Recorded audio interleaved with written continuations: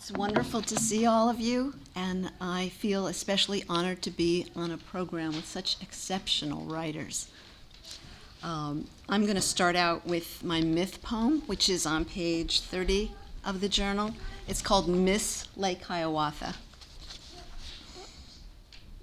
I discovered the trophy, goddess of my mother's mythology, a golden-winged figurine reaching heavenward, clasping a leafy, branched bouquet, the figure 5 inches tall atop the base, while clearing out the layered dregs of the apartment. First, my mother's mind had flickered, then the grid turned black in chunks. She would not bathe, could not recall what you had said the moment before, always kept a cigarette, her personal tiki torch, burning. The haze of smoke had morphed the walls from ivory to a mottled tan. Even the interior of the freezer had baked a tan. She soon needed 24-hour surveillance, this raggedy woman, once a radiant presence, whose full flirty lips and ample stark hazel eyes had made heads turn. The miniature plaque on the wooden base reads LHCC 1950 Beauty.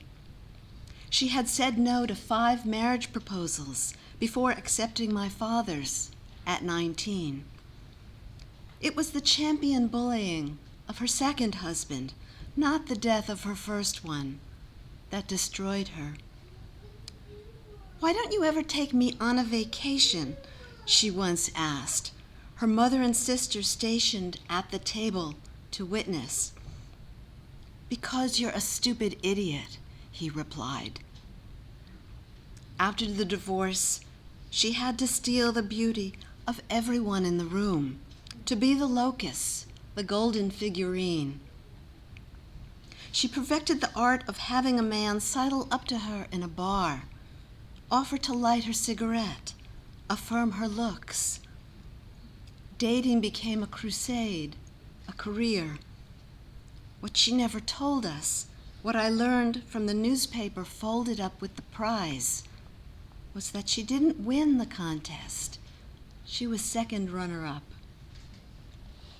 The golden trophy is tiny, almost a toy. Upon entering old age, muscles atrophy, the scaffold of bones gets brittle and shrinks.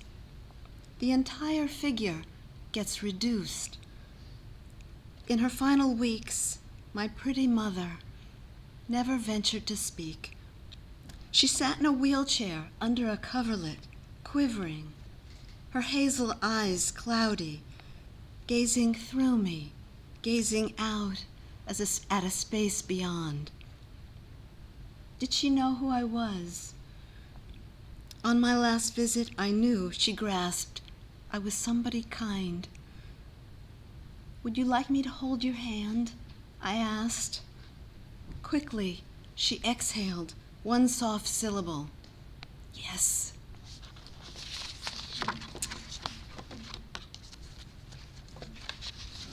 We're only a couple of weeks away from Valentine's Day. I thought on a little more upbeat note on that than that last one, I would read a couple of love poems. This is called The Great Tsunami. Both of these poems are from my book, Immersion.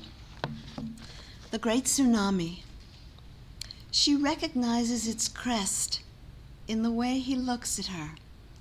The wave is as vast as the roiling mass in the Japanese print they had paused in front of at the museum, capped with ringlets of foam, all surging sinew. That little village along the shore would be totally lost. There is no escaping this.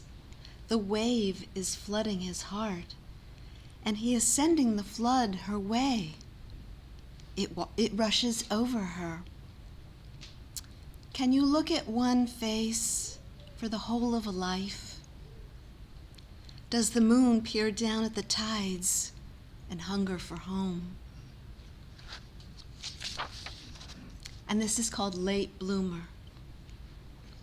It flares up at sunrise, a blush in a bramble, tumbling out of its bed by the city pavement. A single rose, coral heat at the end of the season.